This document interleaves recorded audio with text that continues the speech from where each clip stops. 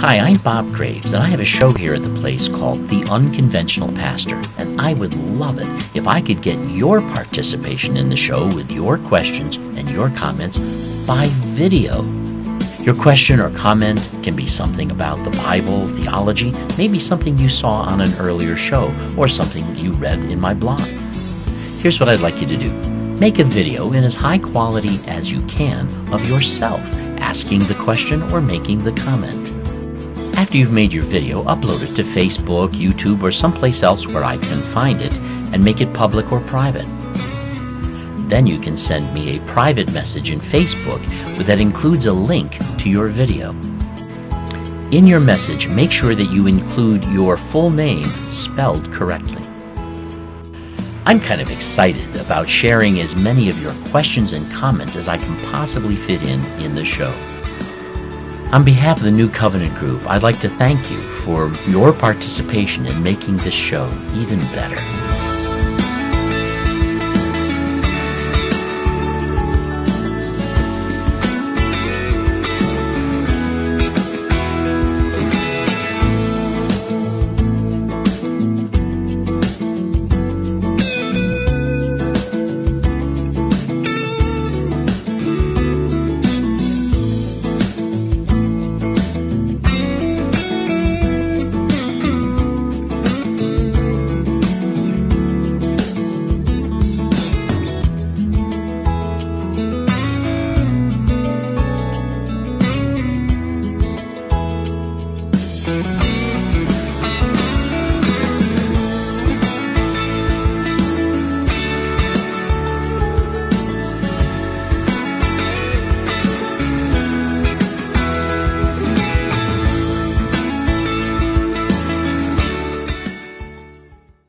Who participated a great deal in these last Wednesdays in talking about the issues that we were teaching on. So I encourage you to come back this Wednesday as well and give to me a lot of your questions and a lot of your comments, and we'll respond to them.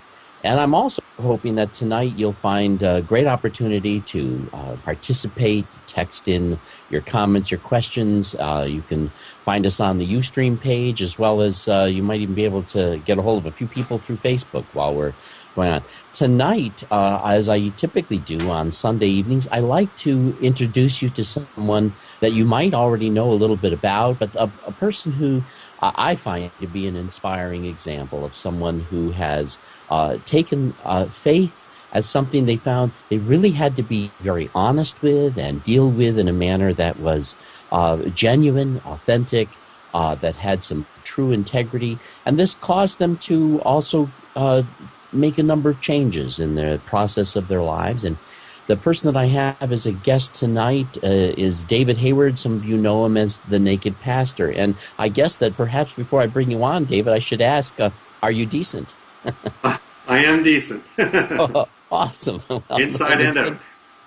Yes. Now, of course, most people who do know you already probably know you not so much through your blog as through the cartoons that other people share. The way I first became aware of you was all the people sharing your cartoons on Facebook. And then I found out, oh, this guy has a blog and he does a cartoon a day.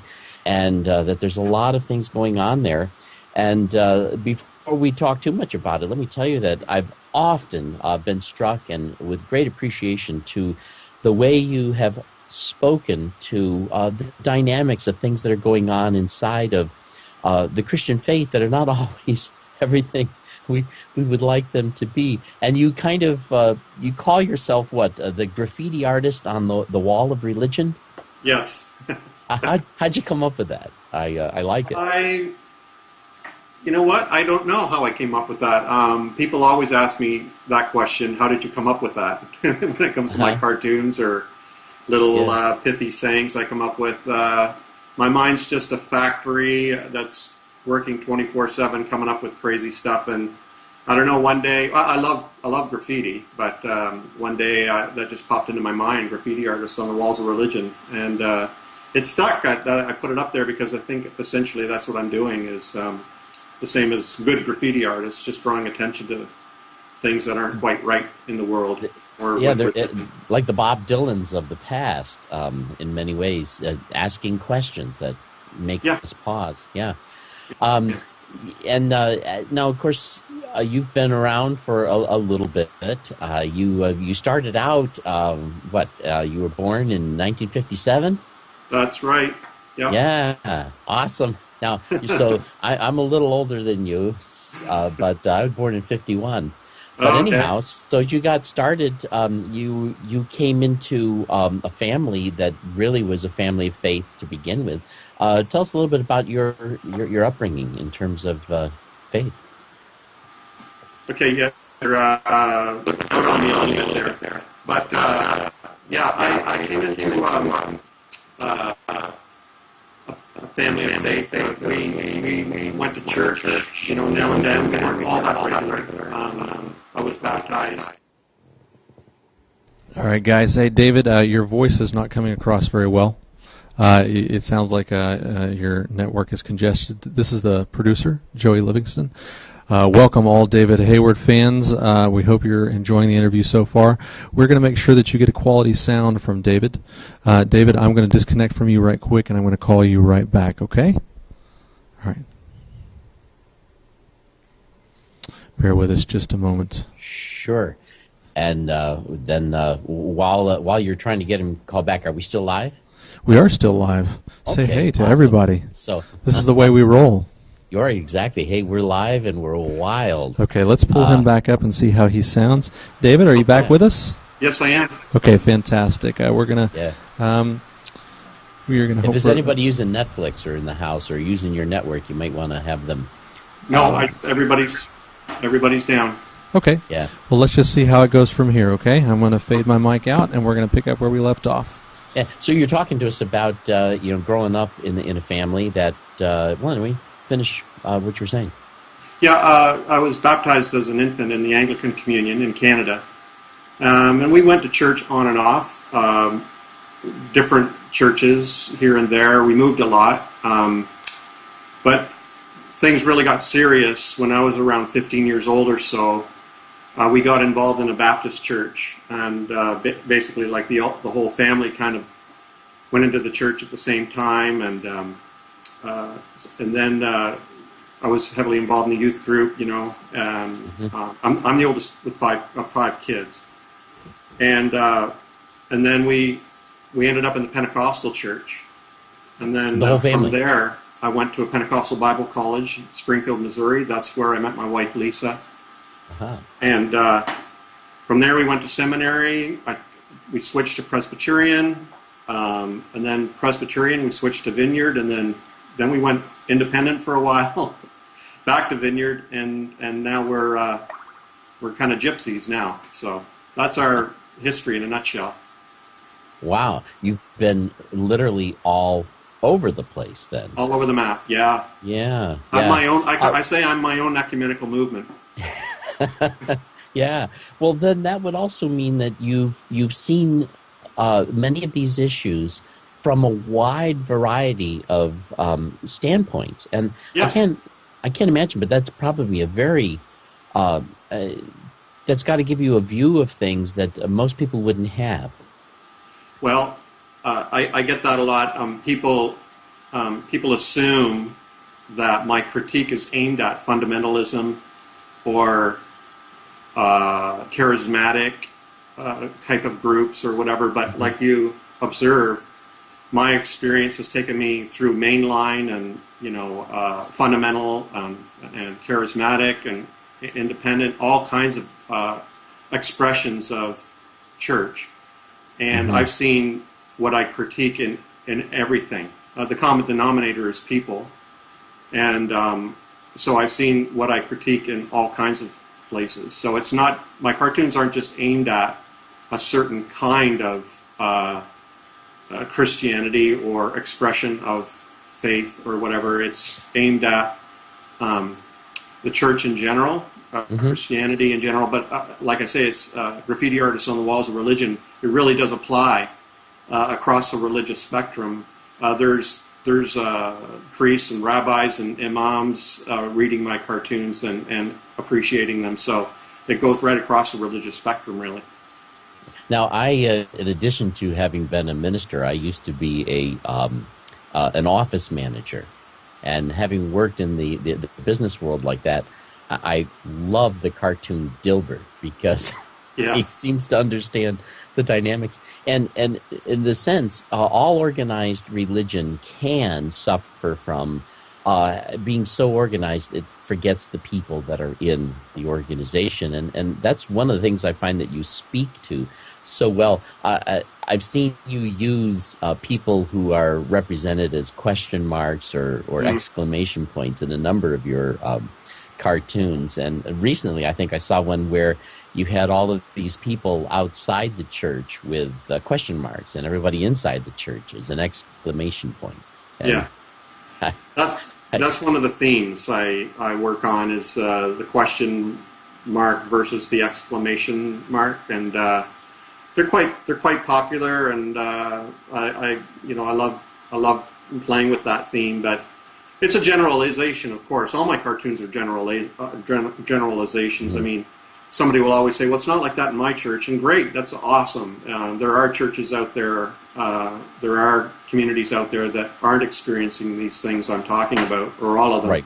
Yeah. So, I know there are churches that are open to questions and entertain those, but my experience has been, generally speaking, that questions, like real questions, aren't really welcome in a community that's got things under control. Real questions can be awkward, but sometimes awkward's really good. It can be really good. I remember one of the first cartoons of yours that I ever saw, if I recall correctly, one of the first ones I ever saw was one, I think there was this balloon up in the air, and there's this community with all these different churches, and there's some sign that says, God is now here, and you see everybody running from the other churches over to the one where the sign is that God is now here. And it spoke to me about how many times we're running to where we think it's happening, and I could identify with it because I for a long time felt like, well, if it's not happening in me, it's not happening where it needs to happen. I need to have that vital relationship with Christ, no matter where I'm at. How did you come up with the phrase "the naked pastor"? Oh well, I'm not sure how that actually came up, but like I said, just crazy ideas pop into my mind all the time. But that one, I was blogging under another moniker at the time. I think it was Church Pundit, and that just sounded way too heady, and it sounded like I was just a critic of church when I wanted more to come across as I wanted to be a pastor who was sort of bearing his soul to people and sort of revealing what it's really like to be a pastor with the questions and struggles and joys that a pastor experiences. So I wanted to lay my life out there for people to read and see. So I bought the domain name Naked Pastor just because that's what I'm bearing is my soul, right? So I started that, I think it was in 2005 or something, I started using the term Naked Pastor for my blog. Well, I like it because it's at the same time communicating your transparency while also being a bit provocative in a sense that we church people don't, would like to think we wouldn't do that, And so it's a comment of your type all in one. Yeah, I mean, it has an edge to it, right? I mean, it raises eyebrows, and people are like, but Naked Pastor poses a very real problem, and that is because of the word naked in the name. People can't access my site in public libraries or at the university or in colleges, or if anybody's using accountability software or anything like that, or if they have their settings on their browser set at a certain way, they won't be able to see Naked Pastor. So that creates a problem. But it certainly does communicate what I'm about. Yeah. Mm-hmm. Now, by the way, I'm getting some comments already coming in where there's people who are letting us know that they think that you are awesome. They think the cartoons are hot. They're just great stuff. That's And awesome. Good. Thank you. anyhow, now I did have a question for you though about your wife Lisa. Has she? Now you've gone through all of these different changes. Were a lot of these changes things that you went through before you met Lisa, or a lot of these since you met Lisa? Oh no, we've journeyed together. We've been married. We've been together. We've been married more than 32 years. Been together over 33 years. So we have a long history, and we've always been on the same page because we just love each other so much. That's our bond. It certainly isn't compatibility theologically. We're very different in many different ways, and where our compatibility lies is in our love for each other. So we've journeyed together through all this, and whenever major changes come in our life, it's been together. It certainly makes it easier being together. I know many pastors who've made some very significant changes in their caused real difficulties in their relationships, but I've been fortunate that way. Although I got to admit, the past couple of years have been kind of difficult, but we're surviving those well. But yeah, we've been together for a long time. I got a question here from one of our viewers. David, I think your cartoons are great, and so I can read the whole question here. I think your cartoons are great, and your style is so unique. Do you have any formal art training? Is the question.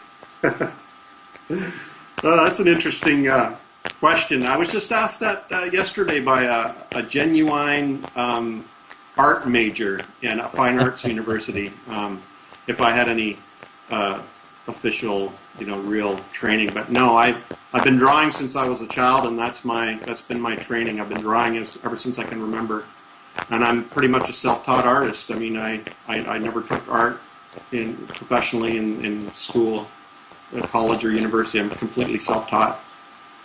Mm-hmm. Now, I see that your style has changed over the years in terms of what you've done, although your cartoons still maintain a certain look and a certain signature. I noticed that you've also taken on other drawings. Yeah, I started a series. Maybe is this from one of the listeners, this question? Wondering about your formal art training, but I noticed that you've... Guys, before we go too much further, once again, David, your audio is messing up, and I'm glad it's not happening too often. We can just do a quick reset, Okay. and we'll call you right back. Okay, it'll be a chance for our viewers to stop and digest all the awesomeness. All right. Yeah. All right, here we go. One more time. We're going to call him right back. By the way, for those of you who are watching, you can find him at nakedpastor.com, and there he's got his blog where there are a number of cartoons, and he does draw. I don't know if he publishes all of them, but he does. He's disciplined himself to draw a new cartoon every day, and he speaks to so many of the various issues that we find we're involved with. Every time. Are you back yet, Dave? Yes, I'm back, yep. Yep. Well, I was just telling the viewers while they were making the reconnection about www.nakedpastor.com and letting them know that although you do draw a cartoon every day, I don't know that you always publish them, but you do draw one every day, and they can get there. Oh, that reminds me. You had for a while a T-shirt that had this logo on it that was athey-ish. And I was wondering, do you still have those T-shirts? I have a whole lot of T-shirt ideas, and I'm just now working with a T-shirt company to make them available. So stay tuned for that. Awesome. Because when I saw that, I liked it. Athey-ish. It spoke to me of lacking the the adamancy and dogma of what have you. Yeah. When did that hit you? That phrase?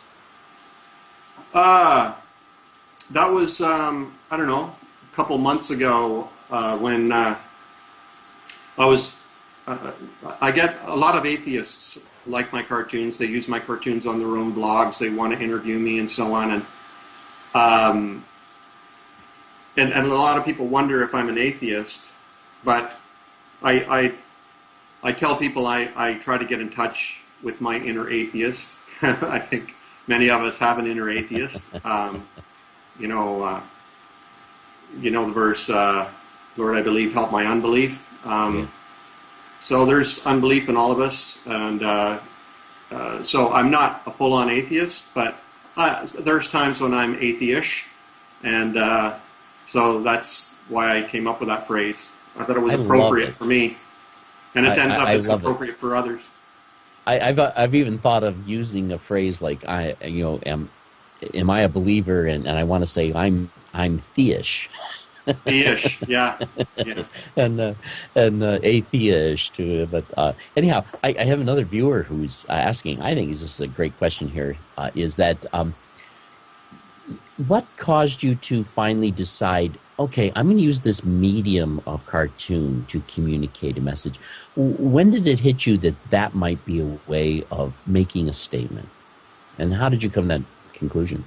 Good question. I started drawing cartoons exactly 6 years ago.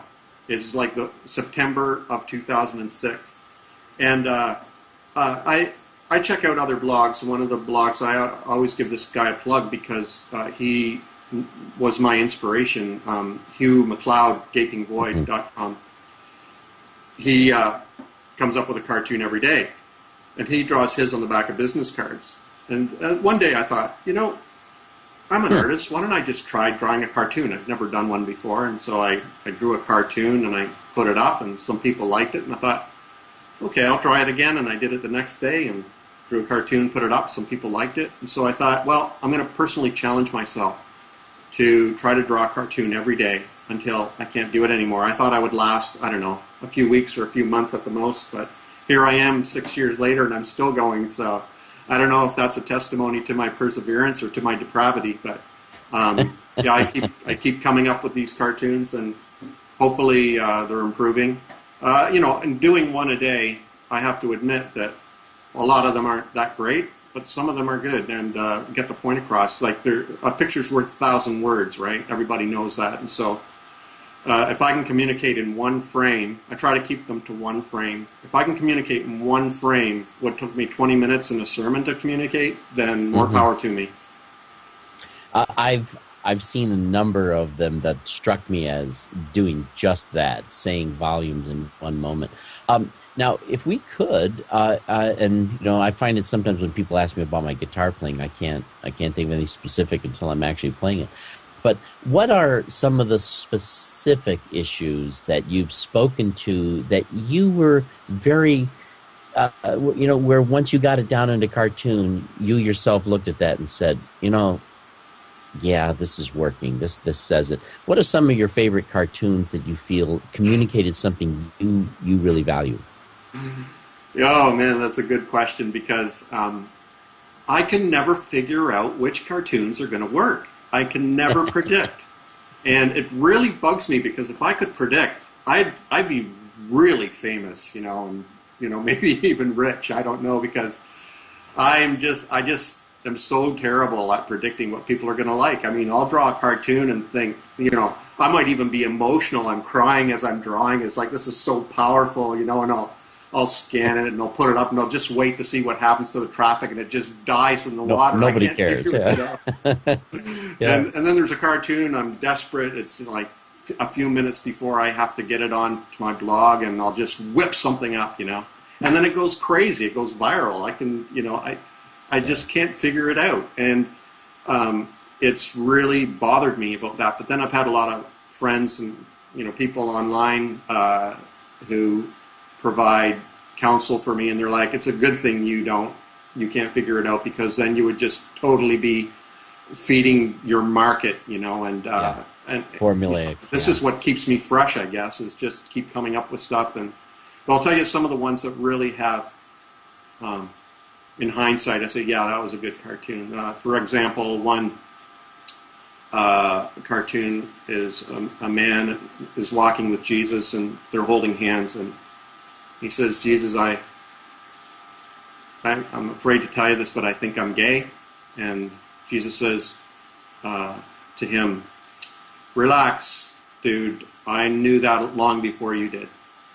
And I thought it was an okay cartoon when I posted it, but man, has that ever gotten a lot of traffic and a lot of attention.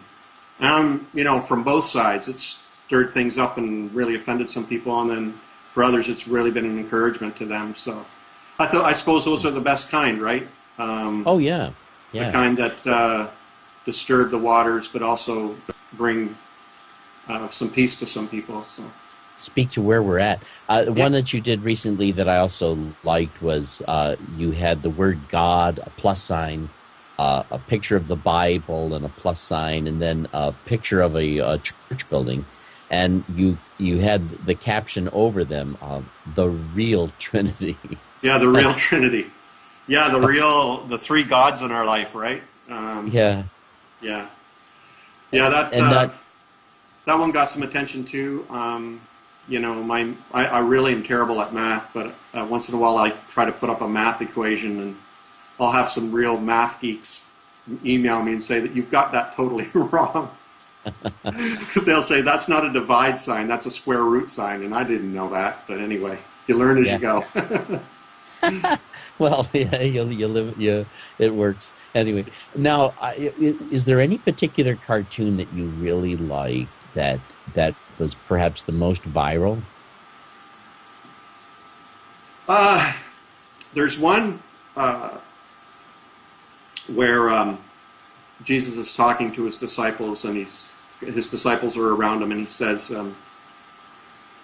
"You've heard it said, love your neighbor, blah blah blah."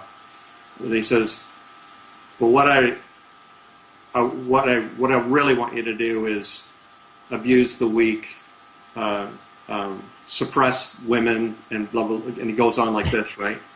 And boy, that one went crazy. There's one site that used that. I can't remember the name of the site right now. Favorite blogs, maybe, but it's got over 1.5 million hits on that cartoon. So that's probably one of my most viral ones. Mm-hmm. So the ones where we've obviously taken the teachings of Jesus and totally reversed them. Yeah, those ones they go pretty viral. I find that when it comes to cartoons like that too, that it helps us to stop in our tracks and realize that I think that there's something about some people believe in demons all over the place. I don't know that I'm into that, but sometimes I wonder if there's this real demon of religion, that when we become religious, we start getting into this mode of absurd extremism and things we think that are just going to please God, and we just lose complete sight of it. It seems like we can all fall into that, and your cartoons often speak, as I see them, to that dynamic of absurdity that we go to. There's any cartoon that you had that you would say that you really liked it and it stirred up more trouble than you thought it would? Well, the one that comes to my mind right away is a cartoon I did of a young woman throwing up into a toilet, and it sounds really graphic the way I explain it. But she's throwing up into a toilet, and what she's vomiting out is religion. It's the cross and the sign of the fish and the Bible and what would Jesus do, and like all these religious symbols and cliches. Mm-hmm. And I thought that was a very powerful image, where she was purging herself of all that was poisonous in her life, and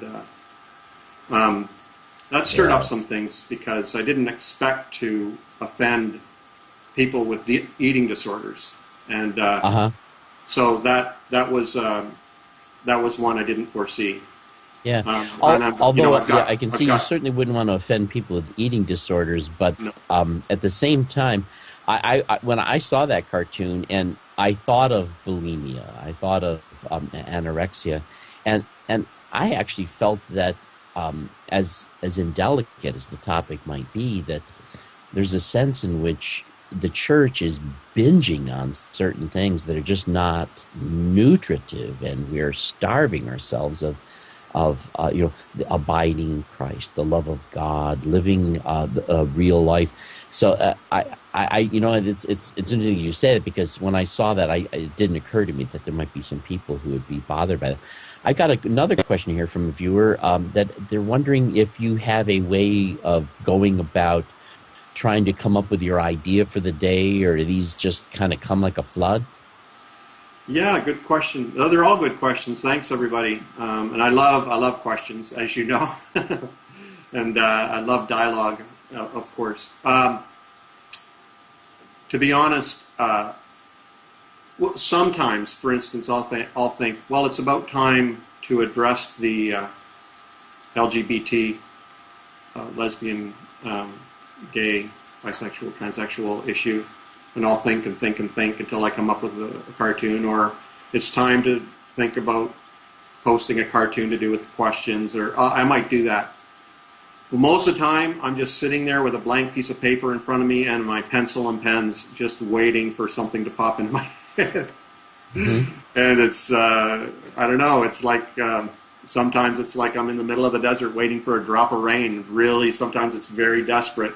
And to be honest, there's been a couple of days where I've posted an old one because either I didn't have the time to draw one, or I just could not, for whatever reason, come up with an original one. I find that I have a blog of my own where I often share my own ideas. Of course, I don't do it in drawing, and I couldn't do it with song, but I find that for me, that I've gotten to a point in my life that I really don't have that much of an agenda personally, so that most of what I end up writing about is actually a response to something somebody else said or asked, and having brought the topic up, I then go to it. I would wonder if there's times when on Facebook you see a discussion and a cartoon comes to mind, and that's where the idea comes from that day. Oh yeah, well, definitely my cartoons come from real life. I mean, they're inspired by either my history or events that are happening around me. For instance, yesterday I read an article about the Russian punk feminist band Pussy Riot, and right. I've been cartooning about those guys for a couple of times, and I'm very interested in them because what they did in a church. They're defying organized religion and its complicity with the state. And, I read an article about them yesterday and what they were reading in prison. And there are some people I really enjoy. Zizek, Slavoj Zizek, Foucault, and the Bible. And I thought, wow, man, that's really cool. That's revolutionary reading, in my opinion. So I did a cartoon about them today. So things like that, they are inspired by things that are going on around me. Yeah, for sure. Yeah. Now, are there any cartoons, viewers asked this actually, are there any cartoons that you regret having made? Click on me there. Can you repeat that? I'm sorry. Oh, yeah, I was wondering if there's any cartoons that you regret having made. Oh, I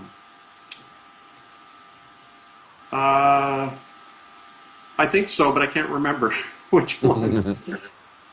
I mean, I've got thousands of cartoons in my arsenal now, right? Yeah. I've been doing it now for 6 years, times 365. So I've got a lot of cartoons lined up, and so there are some that were maybe, like for instance, the one that maybe the way I drew it, I regret. So for instance, the one with the girl throwing up in the toilet, and I had the word purge on there. I think I might regret having used the word purge, because that has implications that I didn't mean. Like when I used it, I thought of purging yourself of poisonous, toxic stuff. But purge is obviously a word that's used a lot in relation to eating disorders. So I think I regretted that, because I'm sensitive to those issues, and I have friends who've struggled with that. So, Are there any cartoonists who've been an influence to you? Well, the one I mentioned,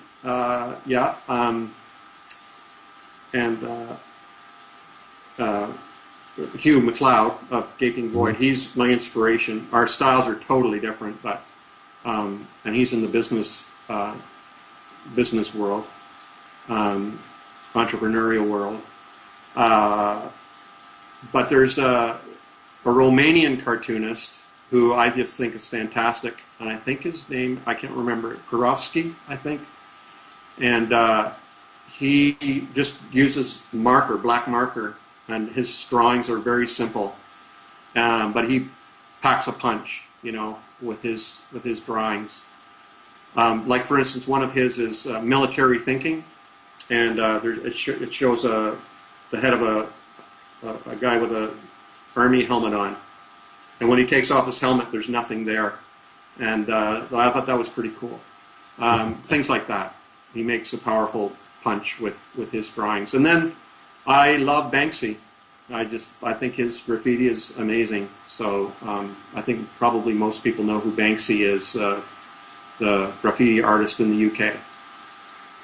Now, before you started doing the cartoons every day, did you ever draw cartoons when you were a pastor to help illustrate a message? Did you ever do that back then? Yeah. And yeah, I did do some cartoons once when I used to be in the Presbyterian church, and in the Presbyterian church they had a tradition called the children's story, and that's when, before the kids all went down to Sunday school, they would all run up front, and for 5 minutes the pastor would sit in front of them and tell a children's story, and then they would all be dismissed to Sunday school. But I remember drawing some pictures for kids then, and for my own kids. But you know what? That's a good question. I never thought of translating that into actual cartoons. Now, people by now have understood that you have been in the ministry, Presbyterian, Vineyard, Baptist, what have you. A lot of them may not be aware of the fact that you no longer are actually serving as a pastor. Right. And when did that happen? The last church I pastored was a Vineyard church. And if you don't know what the Vineyard is, just Google it. But it started in California with John Wimber, and it's into miracles and prophecy and healing and contemporary music and all that kind of thing. And I came to this vineyard here where I live in 95. I became the pastor of that church in 97, and basically, let's just do a thumbnail sketch. I was the pastor there, along with a friend of mine, until 2010, the spring of 2010. I'd always wanted to be absolutely clear when it was time for me to go. And I wrestled with ministry. Even the night of my ordination, I was in anguish, wondering if I was doing the right thing, marrying the organization as I was. And so I always struggled with my call as a pastor, and always struggled with organized church, and tried to make the best of it. And I always wanted to know, when my struggles became just so intense, I really wanted to know when it was absolutely clear when it was time for me to walk away. And one night, after a difficult meeting with some of my members, I just knew I was done. I just knew in my heart I was done. I walked out from the meeting, and it was a chilly night, and the moon was full, and the stars were bright, and I just this peace came on me. I knew it was time. And so I texted my wife, Lisa. I said, I'm done. And she texted me back, me too. And that's before she knew what had happened. But it was came to me very clearly. Now, of course, I woke up in sweats in the middle of that night, wondering what the heck I'd done, because I knew I was finished, and I informed my leadership, and it all went down very quickly. That within a couple of weeks I was gone and replaced by another pastor who was a friend of mine as well. We have an idea, by the way, for one of your cartoons that comes from a viewer here that might help, make up for that other one with the woman over the toilet. Religion equals malnourishment is their comment, and it occurred to me that if there was a way of doing this where you could have somebody sitting down somehow representing all the religion and opening up junk food wrappers that are filled with various different symbols and malnourishment. I don't know. Debbie cakes. Yeah, aren't they popular down there in the States? Yeah. Now you're breaking up to me. I think when I was talking, what was that you just said? Debbie cakes. Yeah, that kind of stuff. Twinkies and yeah. Now, someone also made a comment. They saying they're trying to figure out if Christianity is the medium for your art or your art is the medium for your Christianity. I guess it's really they kind of melted into one. I think that if it weren't for your cartoons, I probably don't know that I would have you're become aware of who you are or what it is you had to say. Well, exactly. Like I'm not just articulating for the benefit of the people who read my cartoons. I'm articulating my own ideas. That's very true. But I'm even though my ideas have really changed and are maturing or whatever, and since I've left the church, my mind, I feel, is just exploding. I feel very free to think what I think is true and to write and articulate what I think is true and to challenge what I think is not true and real and valid. But I'm not willing to deny that I'm a Christian. I'm a Christian, so it's so deeply ingrained in my DNA. But I'm also an artist, and so I'm not willing to separate those two. What I do in my blog is an integrated, hopefully an integrated expression of who I am in my totality. As a Christian, as an artist, and still as a pastor. I mean, there's still people in my life I care for, and right. So on, and I'm still teaching and things like that. So, yeah, good question though. Do you ever have an art exhibition where you are, present at some place and people come and you have a variety of your cartoons on display? Do you ever do anything like that?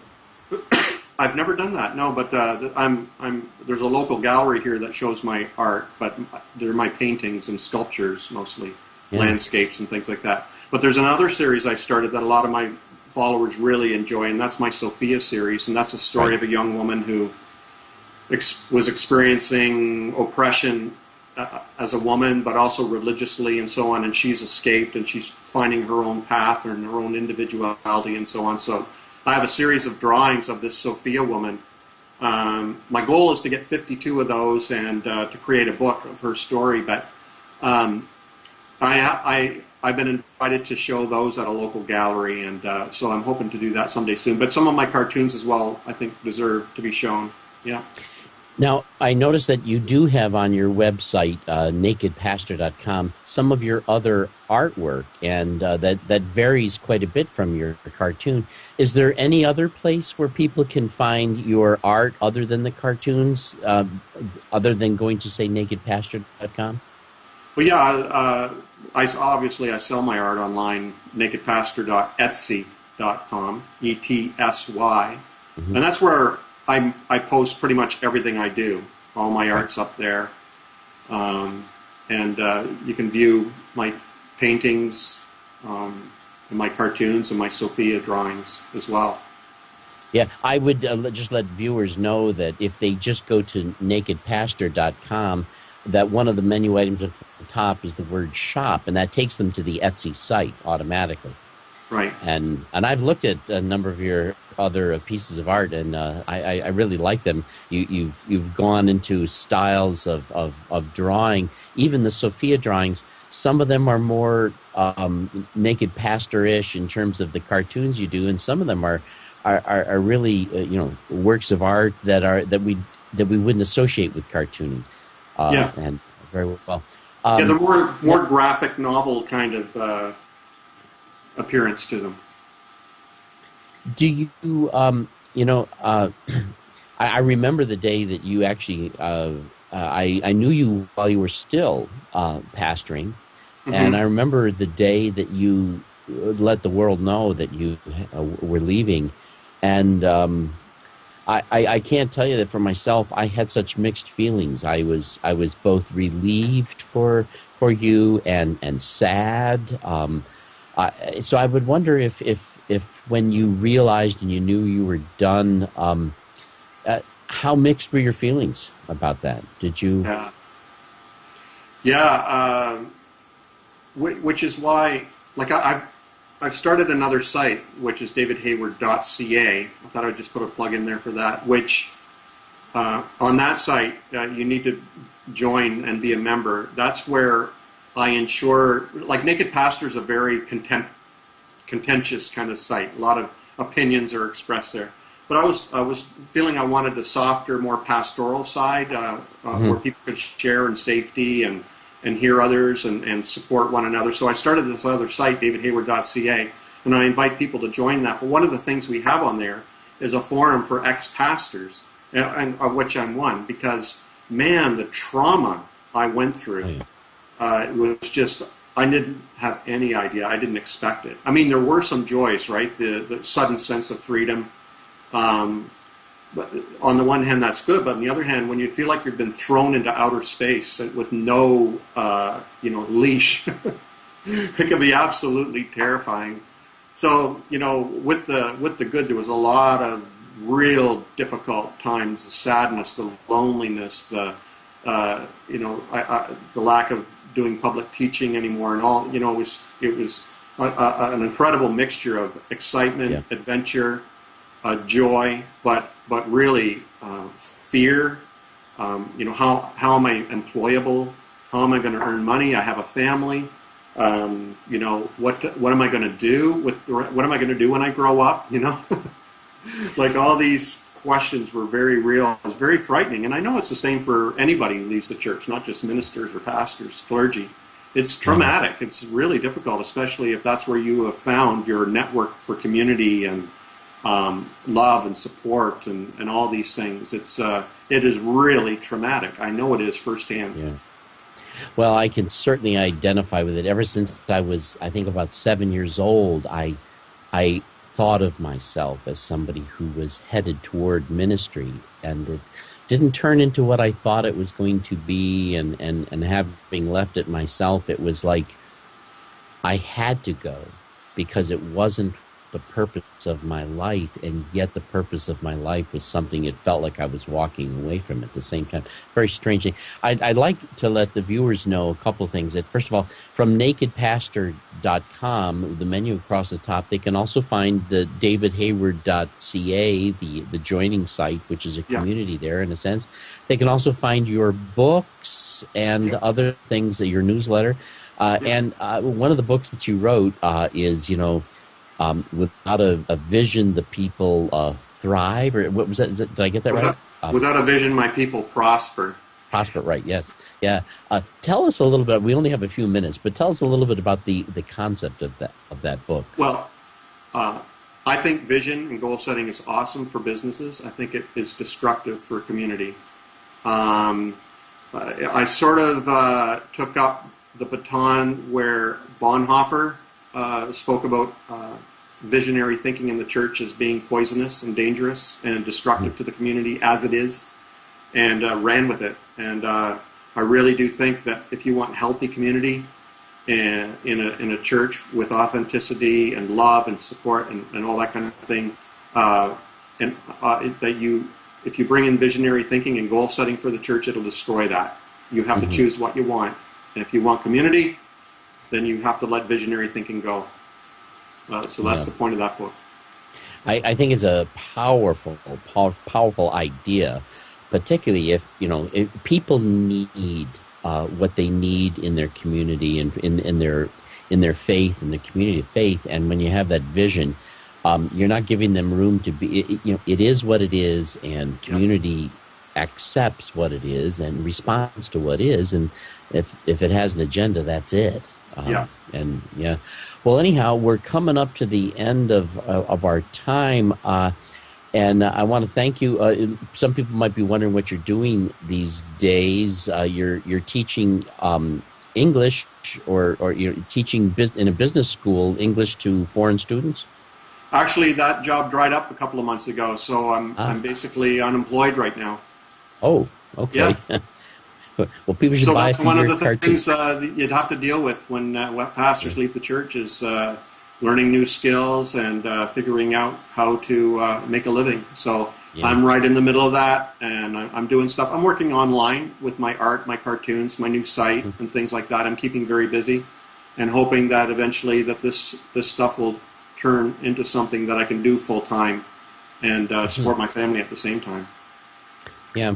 Well, we're really out of time. And David, I've just enjoyed chatting with you. We love your cartoons. They really speak to the honesty of self-reflection of our religiosity, and as well as not just speaking critically of things that we do wrong, but also touching chords of things that are going on right. And I really have appreciated it.